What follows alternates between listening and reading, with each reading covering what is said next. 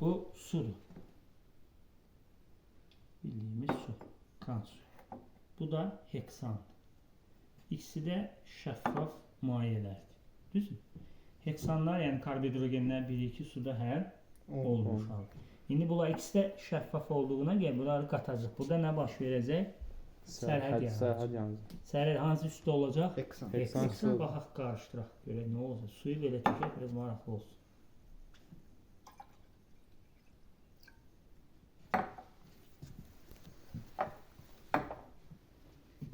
Sərhəd izləyək. Gördük, sərhəd var. Aşağıdakı hansıdır? Su. Yuxarıdakı? Heksan. Heksan. Əla. Baxın bu dağıldı biraz. Sərhəd var da. Yaxınlaşdır kamera. Bax sərhəd var. Burada yuxarıdakı heksandır, bu da sudur. Ümumiyyətlə su, heksan qarışığı. Buna deyirik biz heterogen qarışıq. Yanmalıdır bu çünkü heksan gördünüz su yanır. Böyle.